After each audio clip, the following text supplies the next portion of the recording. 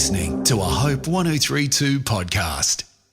Please be aware that this episode covers mental ill health and mentions suicide. Please call your local helpline or lifeline on 134357 if you find you need support.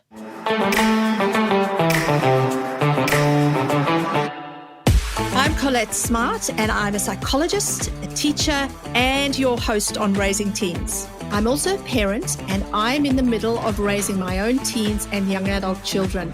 I know that raising teens can be fun and busy, but also terrifying and even lonely. I've experienced all of these emotions, sometimes in the same day. On this podcast, I'm joined by well-known experts, and we chat about some of the most common questions I get asked about raising teenagers in my own work, and even some questions I have myself. I have such hope for this generation of young people, so each episode is full of support and practical advice. I love seeing all your questions come in, so each season I focus on some that teachers, parents, and carers have raised. We're all caring for the teens we love so much, so please keep sending in your ideas and questions through my Instagram and Facebook page or via the Hope 1032 podcast webpage, so we can support this generation of teens together.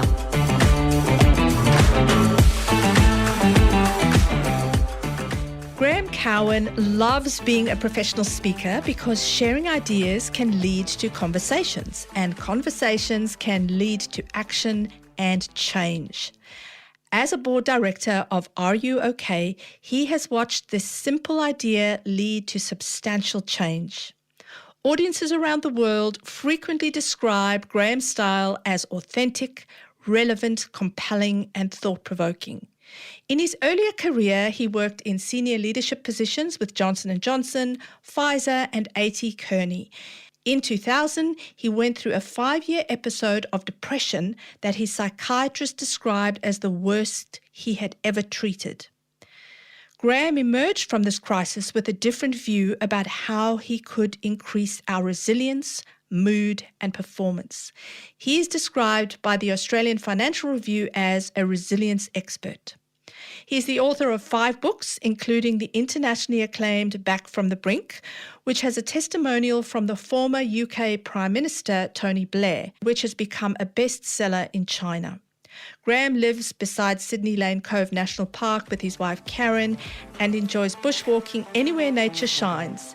He loves spending time with family and friends and eating great food.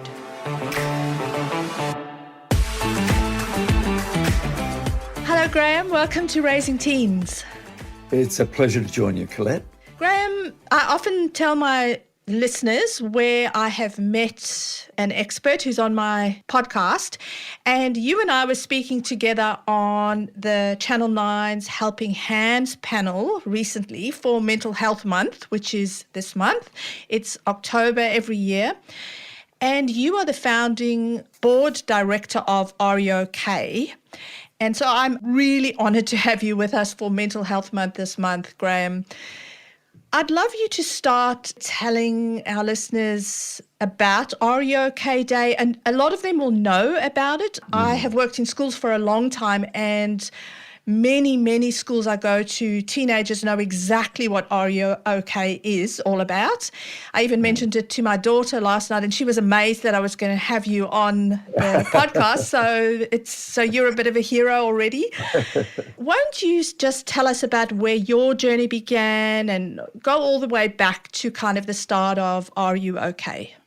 Yeah, well, it does all start with a personal story, Colette. I have had a number of episodes of depression in my life, but about 15 years ago, I had a really bad one, and I was basically out of work for 5 years. I just didn't think that I would ever recover. I just had dark thoughts every day, couldn't look after myself, had to go and live with my parents, and it was a slow journey out there. It was a bit up and down. It was no, magic recovery. But it was a combination of good, professional help, but also deciding to walk and exercise really regularly, reconnecting with family and friends. And during that period of time, I really wouldn't have made it without my parents who supported me when I couldn't support myself. I then wrote, a couple of books in the Back from the Brink range. And what happened was those books led to me speaking. And then through the speaking, I met Gavin Larkin. Yes. And Gavin was the founder of Are You OK? He tragically lost his father to suicide about, I think it was like 15 years before. And he was finding he was still having to explain to his son, who'd never met the grandfather, why he wasn't there. And so he just had this idea to start this day, which was about building connection, encouraging people to reach out to those who were concerned about. And I love the tagline because it's so inclusive. A conversation could change a life. Yeah. And we've all been on the receiving end of those conversations and maybe in helping someone with those conversations as well. So, yeah, that first year was really challenging. We had very little money. We had no staff. But we got a lot of support. We really had this, compelling conviction and a sense of purpose. And it led to us launching the first one in Canberra in 2009. And it was launched by the health minister at the time, Nicola Roxon. And, that was the first one. And so it was wonderful to get that profile to start. And then over the years since, it's really, really built and expanded. And one of the most successful things we've done is, develop little niche programs for different groups. So there's a niche program for primary schools, high schools and universities. It is just wonderful what that has become. Of course, our challenge is always to make people think about, are you okay 365? Because it's not just one day of the year where people need help. But we'll always have that day because it provides a sense of focus.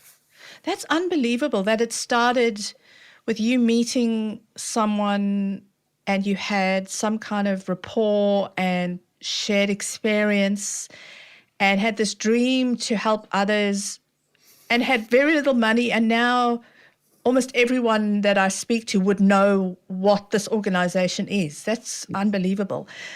So on your website, you use the acronym I CARE for people who are supporting someone in distress.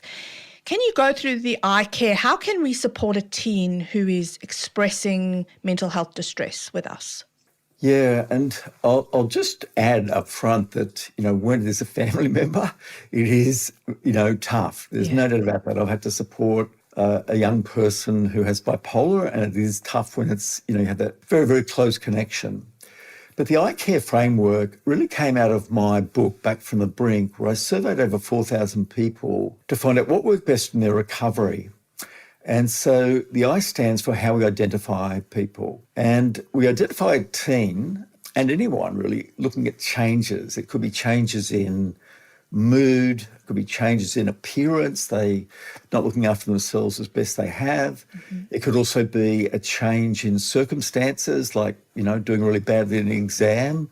They're the changes that we look out for. The C is compassion. And that's how we put ourselves in their shoes and ask the are you okay with empathy.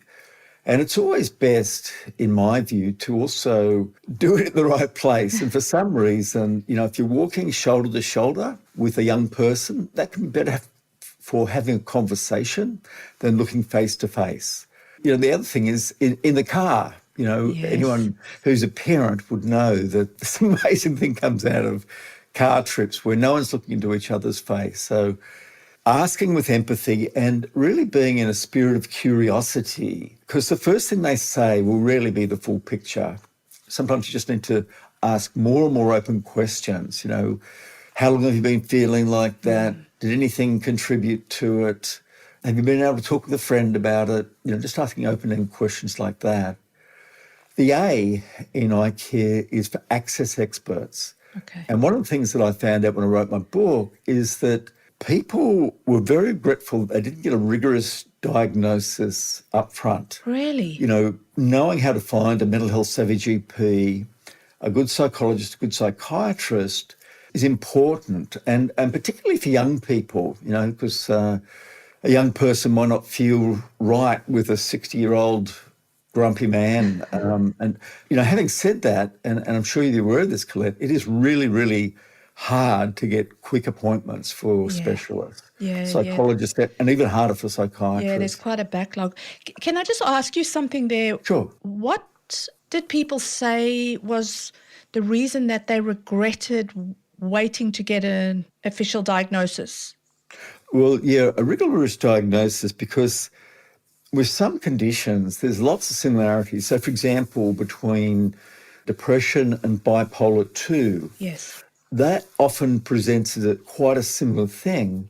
And it really can take a while. And people with bipolar often say it's a long time, 10 plus years from when the first symptoms occurred to when they're finally diagnosed.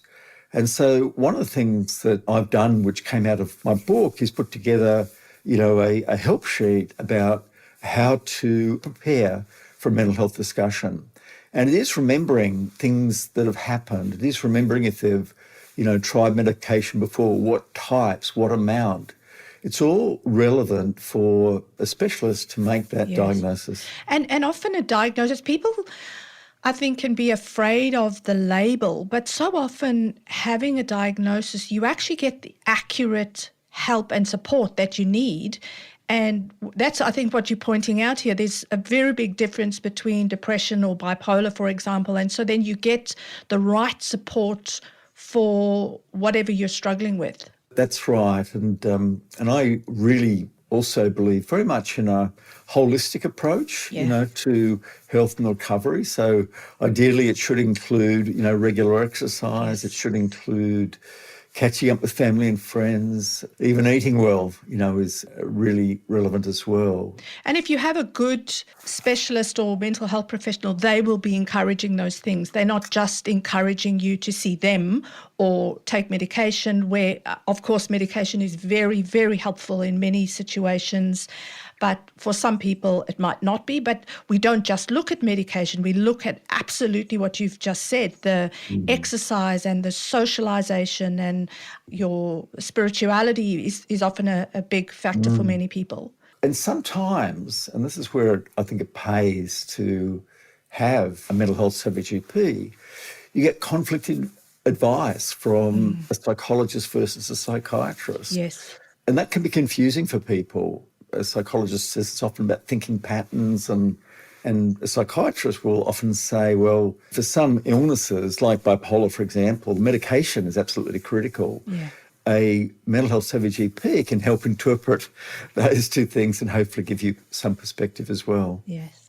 Okay, so where are we up to? The R. The R. And I must say this is more for the workplace, but I guess you could have the same overlap with school as well. And so R is for revitalising work, and you might say revitalising school. And what that means is that in most situations, people are better off being connected with their teammates or schoolmates if they're going through a tough time. Some people think, you're really, really stressed and you need to stay at home until you fully recover.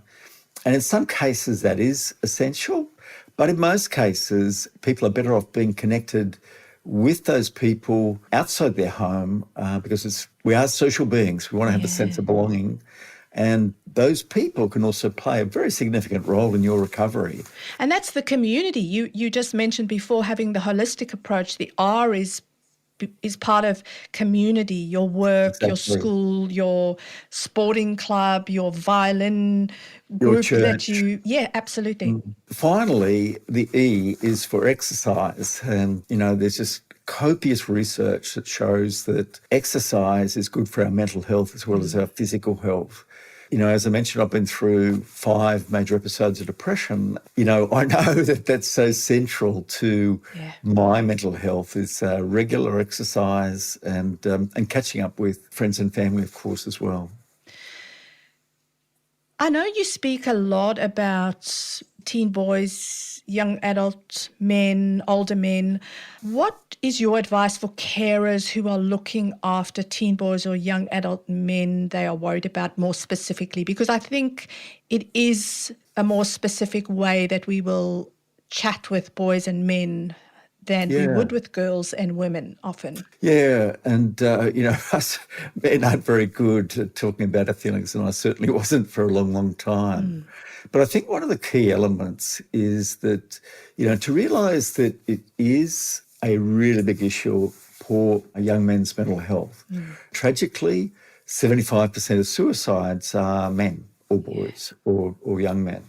And so it is a different way. And, I think that males often connect better when they're doing something which isn't specifically related to just talking and catching up. So if someone has a hobby of, fishing, to go fishing, if someone has a hobby of, walking or likes walking, if someone has a hobby of, going to see sport, going to do that. But it's, I think, always really, really good to make an observation around the change that you might have observed. Just not noticing you're not going out to see your friends as much, and noticing that you haven't touched, your guitar for a month. You're normally always on there. Is everything okay? Are you okay? And just to be really, don't be afraid to let that hold out there. Don't feel you have to fill the gap with noise. It just leaves some space, at least 5 seconds to see, what happens and what the response is.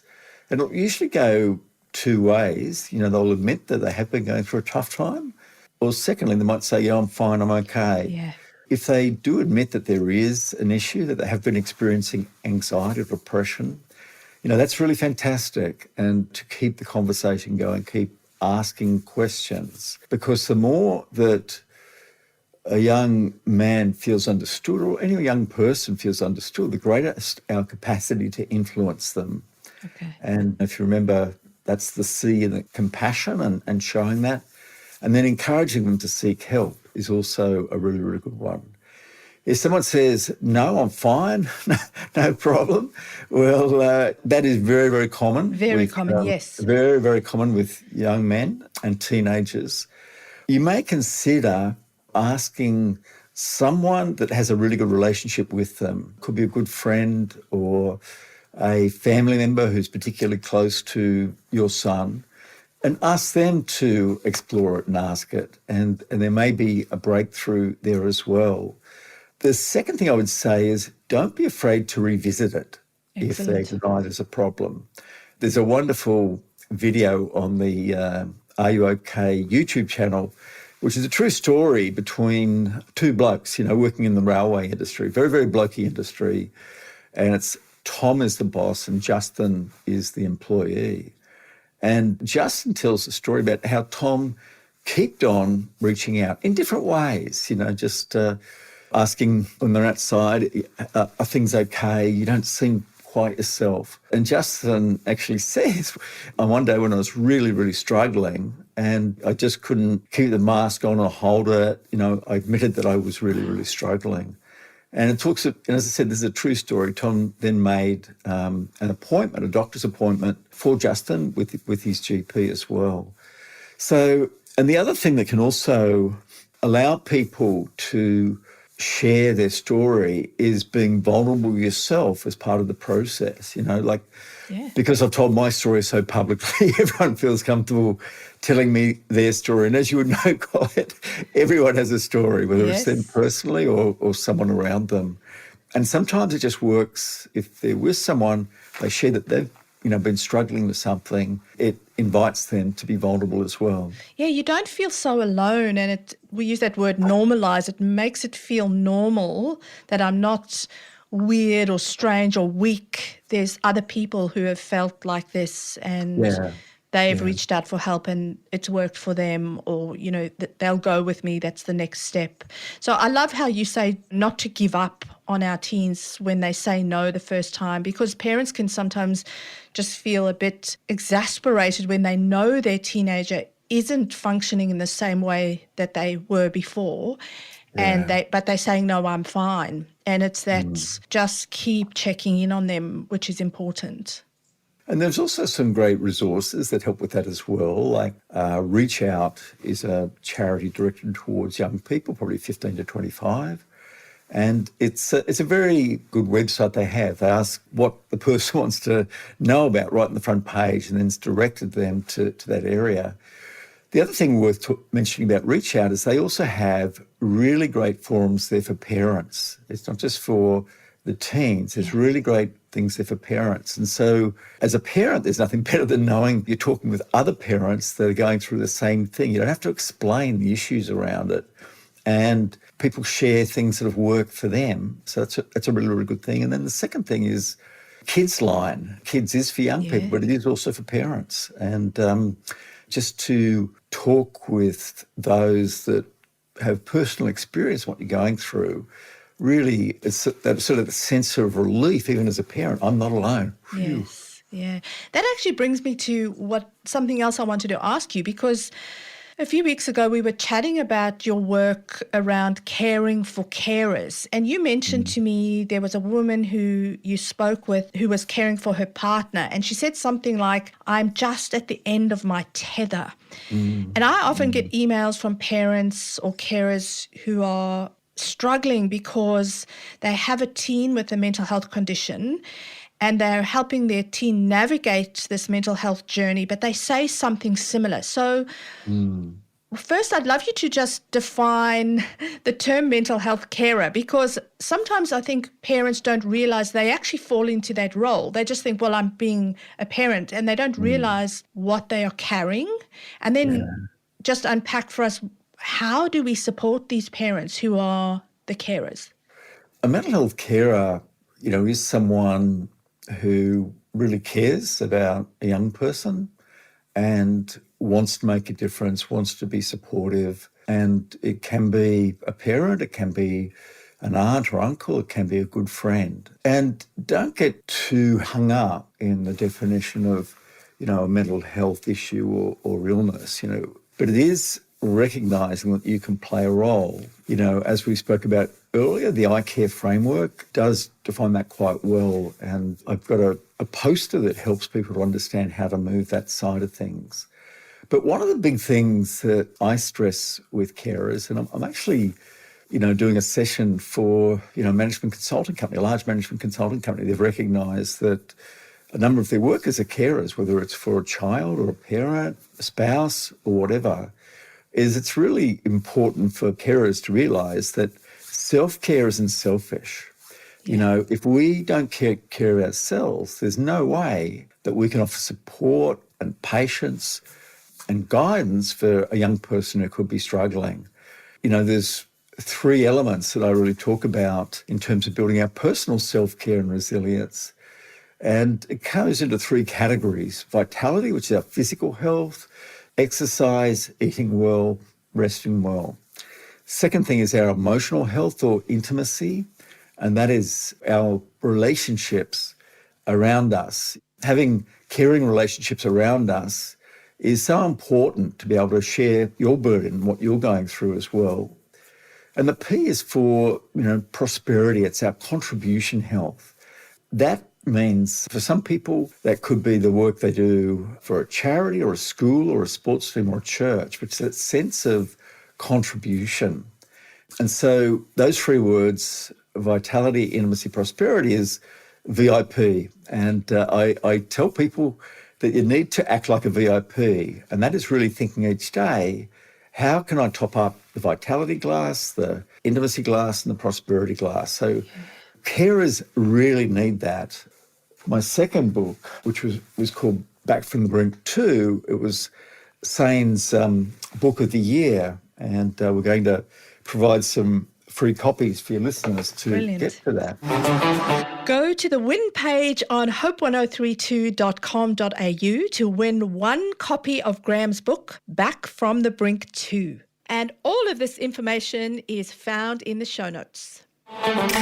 But that was specifically around advice for carers, helping your loved one overcome depression. And that came through my own realisation that I didn't really realise the impact my illness had on my parents and those around me. I really didn't realise that. And I only learnt it through my first book where, I did book signings and talkback radio. And probably the majority of people that contacted me in those sort of forums were the carers, not the actual person.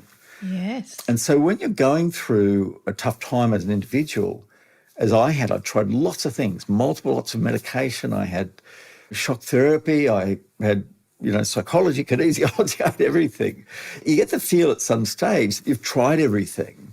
And so it's very, very important that, the carers realise that encouragement and support can make a really big difference, of course, as well as having good mental health professionals.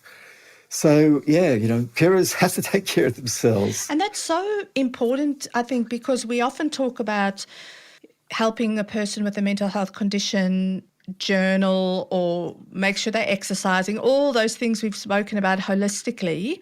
But then as the carer, we need to be doing that. I love your VIP. I love that there's these little cups you need to look at that you are filling every day or every week, and perhaps look at, is my pee not very full this week? And perhaps that's why I'm feeling overwhelmed. What could I do to fill that part of or fill that cup this week? So, I think we forget to really encourage the carers to do that. And I think that's even a challenge to me as a psychologist when I work with teenagers. Am I checking in on the parents or the carers to see that they're getting support for themselves? Yeah, absolutely. And so if you have someone who says to you or says to me as a psychologist, I am a carer, how do we help them feel not guilty? Because that's a big thing. How do you help people set up these healthy boundaries or encourage them to set up healthy boundaries and get over this feeling of guilt? You mentioned self-care is not selfish. How do you break through that with some people, feeling like they're being selfish if they're caring for themselves? I guess one of the things to realise, if people are fortunate enough to be in a family where there are, two parents, that's fantastic. And two committed parents can hopefully work with each other and decide what are the important things for me about my health this week. The other one, take care of things at home or issues going on while that happens. So that's a really, really great thing to do. There's many single parent families. I think the thing that can help there is knowing other single parent families and being able to support each other to do the self-care stuff as well. It does feel that, this needs to take precedence. And of course, looking after a young person struggling is incredibly important. But this is where boundaries also come in. And, just saying that, I've put aside Saturday morning to go for my walk with a friend. Yes. And I know some great examples of that. That woman that you mentioned, that she'd come to the end of a tether, one of the great things that I've heard that she did, and it was every week, was to do park run. In fact, they walked. They were older. They walked, but she met 8 girlfriends and they did the park run together. So what a wonderful thing to do, to have that sort of sense of connection and being able to share and discuss things that are going on. So I have my own rituals. Every Sunday I met with 2 mates in the northern beaches of Sydney and go for a walk and breakfast. And it's just over a period of time. Of course, lots of it's lighthearted and carry on. But, we've been doing it now for, I think, about 12 years. And over that time, there's been talks about relationship problems, kids problems, financial problems. Yeah, that can be a really important outlet for carers as well, having a ritual. I think that's so important. I have a best friend that I meet every Friday, no matter what, unless we're both out of the country almost. But she and I have done the journey of our children's childhood and teenage years and so on. And I only met her 10 years ago because obviously I didn't grow up in Australia, but her and I met 10 years ago. And you're right. She and I share very openly, very honestly. She challenges me. I challenge her. And that is, I think it's so important to have someone you can be really honest about when you feel like you're failing as a parent or things are just overwhelming to you. And I often say to parents, you mustn't feel like you're bad-mouthing your children, because you're not going around telling every parent on the playground your children's deepest, darkest secrets or anything, but you need somebody who can listen with empathy and who can challenge you back or challenge you if you're not looking after yourself properly. That is really important for parents to have. So, no, I agree. I don't think I could have done the last 10 years without my girlfriend. Exactly. And so, Graeme, the last question I always ask my experts is something on hope. And so I'd love you to share with my listeners, what is your hope for young people who are living with a mental health condition? Well, the biggest thing is all about hope that they can get through that and lead great lives, fulfilling lives. And what seems insurmountable now isn't that way. And I would just, mention that during COVID, things were really brought in a much greater focus around young people's mental health. There were 4 families that reached out to me, 3 with young teenage girls and then one guy. And they were all in really incredibly difficult situations. One in Melbourne went into full-blown anorexia within 6 weeks at the start of COVID. Another one was so unwell, the parents actually had to go to the high school, to be physically on the premises with that person. And the hope is that all of those 4 now are in a really good place.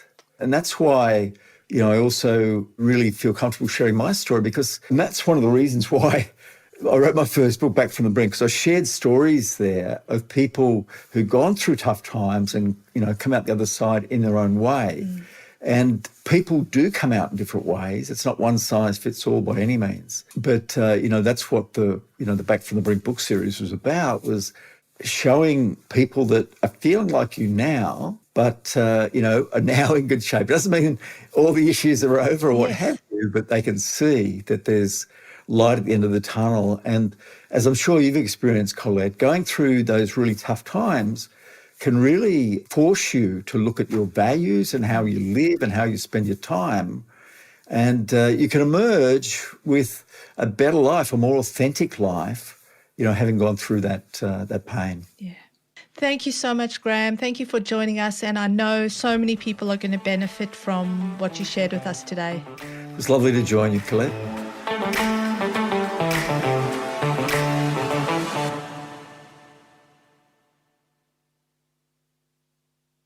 I think the part that stuck with me today were Graeme's tips for carers on filling our VIP cups. VIP stands for vitality, intimacy, and prosperity. And that really covers what he talks about, looking after ourselves holistically. To keep an eye on those cups every week is so important for us, and to make sure that we fill them when they get low. I think that's my challenge. If you want to find out more about Graeme's work or his books, you can find the links in the show notes. Go to the win page on hope1032.com.au to win 1 copy of Graeme's book, Back from the Brink 2. If you found today's topic distressing, please reach out to your local GP. And if you need some advice about your teen right now, please call Kids Helpline on 1-800-55-1800 or go to Reach Out, which is linked in the show notes. If you found this episode helpful or gained some useful insight from it, please subscribe and review wherever you get your podcasts, and consider sharing it with friends and family. I hope to see you next week for our mini episode, where we will chat a little bit more about supporting teens when they say they are not okay.